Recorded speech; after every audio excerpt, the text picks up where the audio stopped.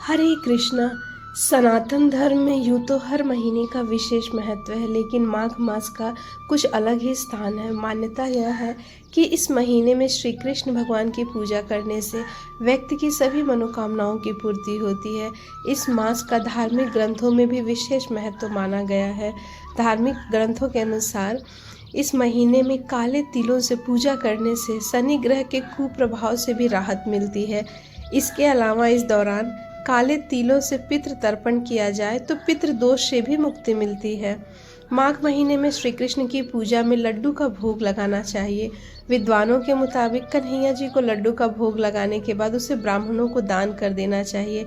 ऐसा करने से व्यक्ति को जीवन में आने वाले परेशानियों से राहत मिलती है, लेकिन भोग लगाते समय ध्यान रखें कि तुलसी के पत्ते जरूर डालें।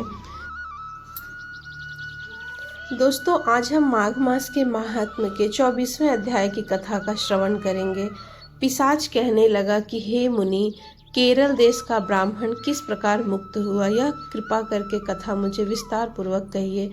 तब देवदूती कहने लगा कि केरल देश में वासु नाम वाला एक वेद पारंगत ब्राह्मण था। उसके बंधुओं ने उसकी भूमि छीन ली, जिससे वह निर्धन और दुखी होकर अपनी जन्मभूमि त्याग कर देश विदेश में घूमता किसी व्याधि से ग्रस्त होकर मृत्यु को प्राप्त हो गया। उसका कोई बांधव न होने के कारण उसका अंतिम क्रियाकर्म नहीं हुआ और उसका दाह कर संस्कार भी नहीं हुआ। इस प्रकार क्रिया के लोप होने से निर्जन वन में प्रेत होकर चिरकाल तक वह घूमता रहा। शीत ताप भूख प्यास के दुख से हाहाकार करता हुआ वह नंगे शरीर रोता फिरता था। उसको कहीं सद्गति नहीं दिखाई देती थी। सर्वथा दान न देने से वह अपने कर्म फल को भोगता था।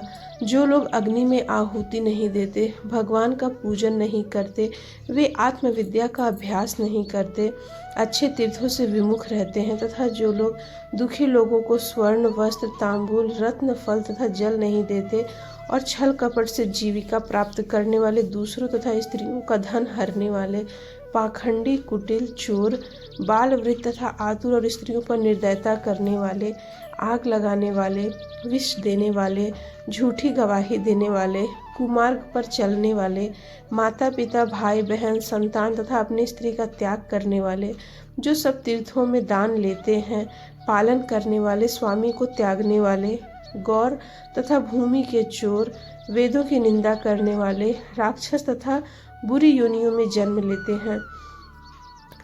इन सभी बुरे कर्मों से बचकर धर्म के कार्य तथा यज्ञ दान और तप करने चाहिए, क्योंकि कर्म फल अवश्य में मिलता है।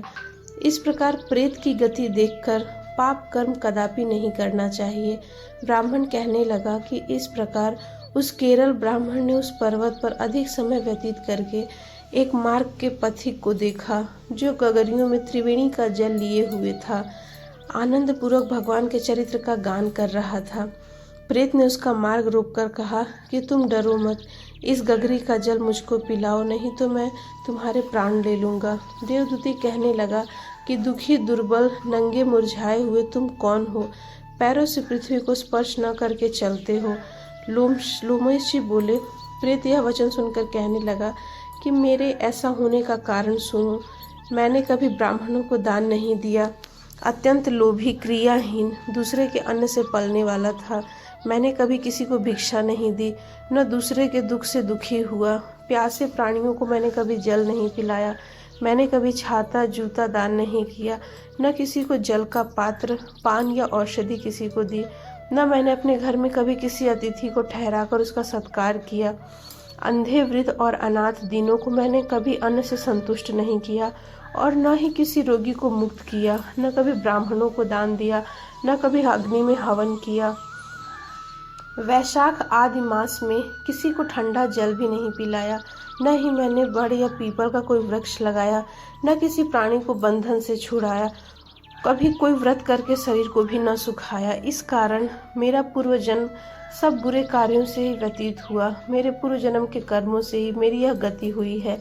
इस वन में व्याघ्र भेड़ियों से बचा हुआ मांस तथा जंतुओं के खाने से गिरे हुए फल, वृक्षों पर लगे हुए सुंदर फल तथा झरने का सुंदर जल सब ही मिलते हैं, परंतु देव इच्छा से मैं कुछ नहीं खा सकता। सर्प की तरह केवल पवन भक्षण करके जीवन व्यतीत करता हूँ।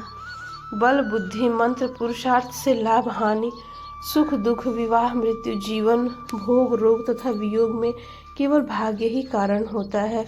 कुरूप मूर्ख निंदित तथा पराक्रम से हीन मनुष्य भी भाग्य से ही राज्य भोगते हैं। काले लूले लंगड़े नीतिहीन निर्गुण नपुंसक भाग्य से राज्य प्राप्त करते हैं। पर्वत पर भी बलवान राक्षस पिशाच रहते हैं, जिनमें से कभी कभी कोई कहीं वन में फिरते हुए अपने कर्म के अनुसार अन्न जल प्राप्त करते हैं, परंतु आपको उनका भय नहीं होना चाहिए, क्योंकि धर्मात्मा पुरुषों की उनकी पवित्रता ही रक्षा करती है। ग्रह नक्षत्र देवता सर्वथा धर्मात्माओं की रक्षा करते हैं। यह पिशाच आप जैसे भक्त की तरफ आंख उठाकर भी नहीं देख सकते। जो नारायण भगवान की भक्ति से पवित्र रहता है, उसको प्रेत पिशाच पूतना कोई बाधा नहीं दे सकते। भूत बेताल पिशाच गंधर्व काकिन शाकिनी ग्रह रेवत भयंकर सर्प कुष्मांडा तथा दूसरे दुष्ट जंतु वैष्णव की तरफ देख भी नहीं सकते। जिसकी जिह्वा पर गोविंद का नाम और हृदय में वेद तथा ऋतु विद्यमान है, जो पवित्र और दानी है, उनको कभी कोई भय नहीं हो सकता। हे ब्राह्मण, इस प्रकार कर्मों का फल भोगता हुआ मैं यहाँ रहता हूँ, ऐसा सोचकर मैं शोक नहीं करता। एक बार मैं जवालिनी नदी के किनारे पर गया था। वहाँ पर घूमते हुए मैंने सारस के वचनों को सुना था। पथिक कहने लगा कि हे प्रेत, तुमने सारस के वचन किस प्रकार और क्या सुने, कृपा करके मुझे कहिए। तो दोस्तों, आज की कथा यहीं पर विराम होती है। कल की कथा में हम 25वें अध्याय का श्रवण करेंगे। हरे कृष्ण।